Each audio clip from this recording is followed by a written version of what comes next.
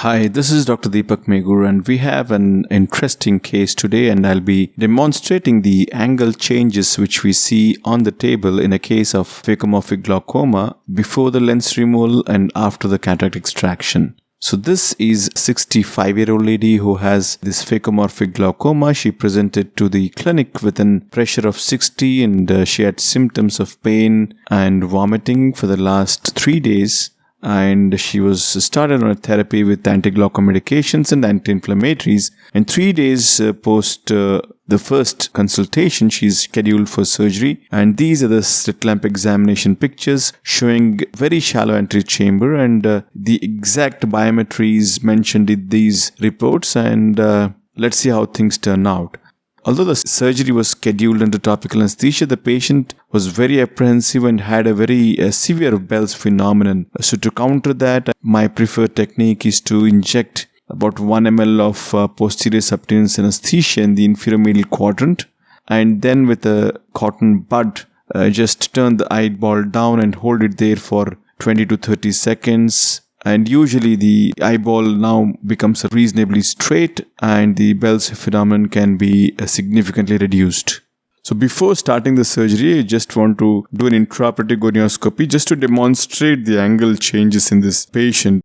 In all the 4 quadrants, the angle is not seen at all.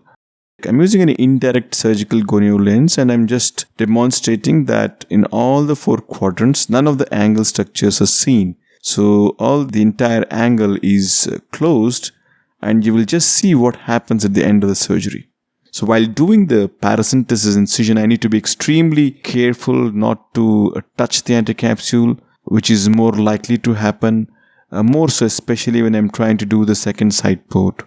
So I need to have a very good staining of the anticapsule. So I am injecting trypan blue under the air bubble. The challenge in this case is to get the rhexis right. If once the rhexis is right, the subsequent management of the nucleus is not going to be difficult at all.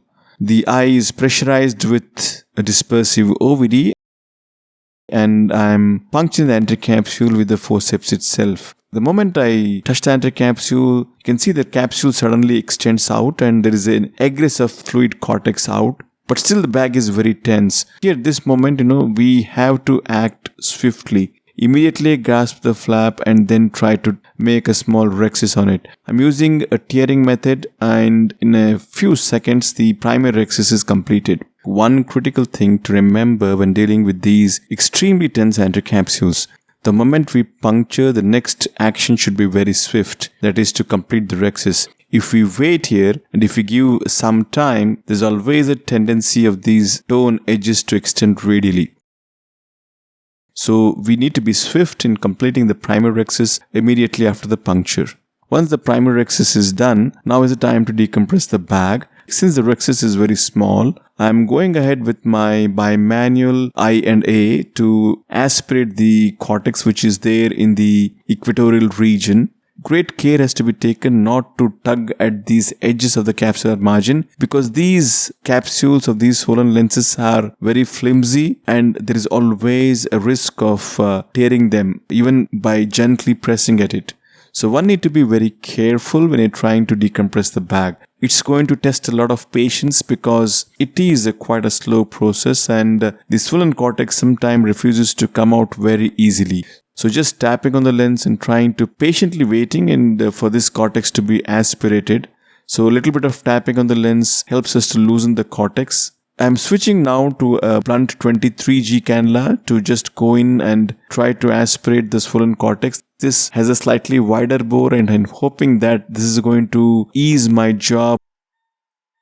So a little bit of a trial and error and again I'm switching back to my I&A handpiece and eventually after a few minutes I feel that the bag is reasonably well decompressed for me to proceed with enlarging the rhexis. Again the chamber is filled with OVD and a tangential cut is given with the micro scissors and the tone edge is held with the capsulorhexis forceps and the secondary larger rhexis is created.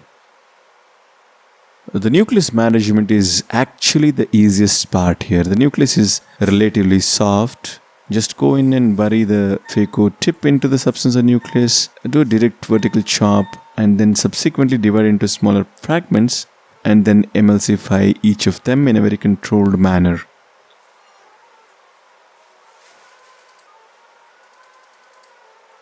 The second heminucleus is again divided into smaller fragments and then emulsified. So the nucleus management was the easiest part of this case. Very little cortex is there, which is aspirated out. The capsular bag is filled with OVD and the planned multipiece intraocular lens is placed into the bag. Now with the eye being filled with OVD, now is the time to perform the gonioscopy, and very dramatically we can see the entire angle is open now and there's no evidence of any synechia. The angle looks very fresh and clean, and there's no doubt these angles probably will drain pretty well, and the patient would not require any anti-glaucoma medications in the near future. So the OVD both in front and behind the lens are aspirated out, and that's it, the case is done. So this was the first day post-op picture, and she continues to do well. These are the images which show the angle changes, that is before lens extraction and after lens extraction. So one can clearly note the angle has opened significantly once the lens is out. Thank you for watching and hope you found this helpful.